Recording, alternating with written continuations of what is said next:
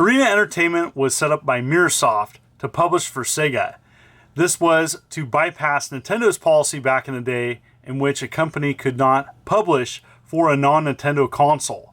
The immortal John Hancock here, and today I'm doing another ranking video. In this one, I'm taking a look at the 9 games under the Arena Entertainment logo, which eventually was purchased by Acclaim. And so I'm having a lot of fun doing these ranking videos, and there'll be a link below to those other videos that I've done. Also, if you're new to the channel, hit that like and subscribe button and click the bell, as I do many retro videos, and I do a couple videos a week, and I cover many things. All right, here we go. Arena Entertainment, and these are a ranking video. You may have your own opinion. That's okay. These are mine. And if you want to do your own ranking, there'll be a link below for that. And so let's have some fun. First up is Alien 3. Alien 3 was not a great movie.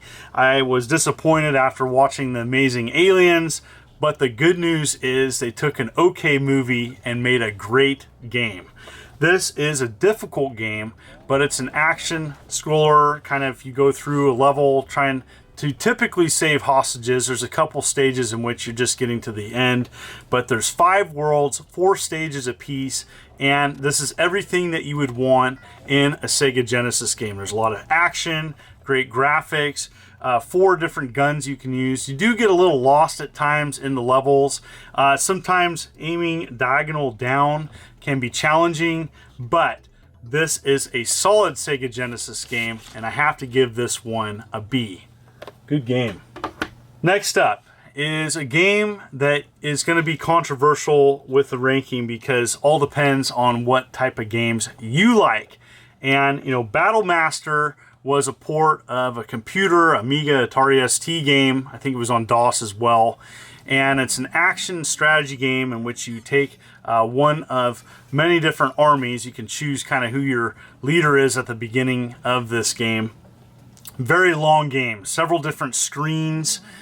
You manage the formation of your army, equipment. You have to keep things, health, food. There's lots to like in this game if you're a fan of those kind of old school computer games. Now, graphics look kind of clunky. Okay, this is nothing to look at.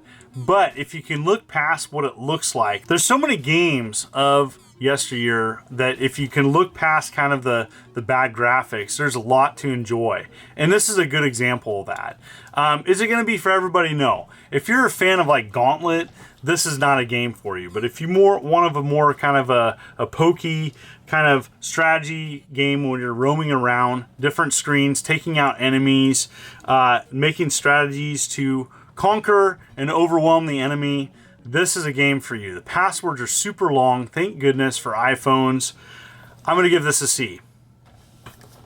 All right, this next game is a huge disappointment. So, you know, the Alien 3 was amazing. That was a great usage of a license, a movie license, and it made a great game. Unfortunately, this is a game that is terrible, okay? I'm actually a fan of Back to the Future 3 movie, and unfortunately, this game is nothing like the movie. It's bad, and let me explain why. There's 4 short levels in this game, okay? I don't have a problem with a short game. I have a problem when you make the first level near impossible to get through, okay? I tried over and over and over again to try to get into this game. I didn't play this game back in the day, and, you know, firing this up and trying to play it, it's just not fun whatsoever. Bad controls, it's way too challenging. For several people, I could just see them saying after the first level, I'm done.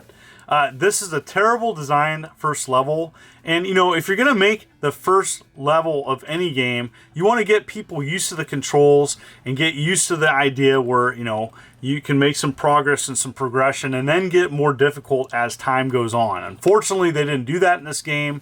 Terrible level design, not fun, F. All right, next up is one of the all-time favorites for the Sega Genesis for many people, okay? This is an iconic franchise, and it really put the Sega Genesis on the map, especially with that blood code, and that's Mortal Kombat. Now, I have to be fair. Going back to the original Mortal Kombat, this is not aged as great as some people think. The graphics aren't that great.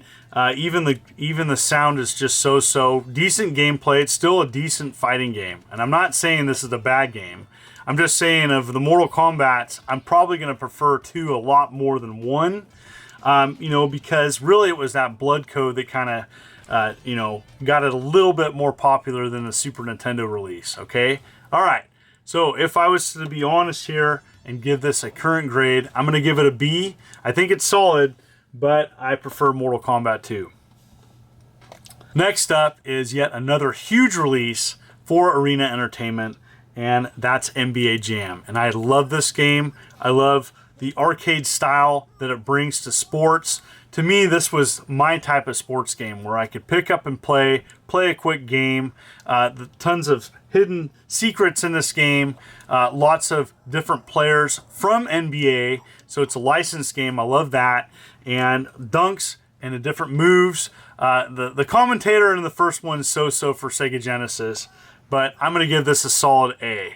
I used to run tournaments on this game back in the day when I was connected to Portland Retro Gaming Expo, as well as some of my own tournaments, just fun to do. So, love that game. NBA Jam's awesome. All right, next up, okay, Arena Entertainment seem to be hit and miss with movie tie-ins, okay? And, this is one that is a huge miss, and that's Predator 2. Now, I love myself an isometric action game, and when I saw the cover, this cover is awesome. It shows the Predator there looking over the city. I actually like the movie.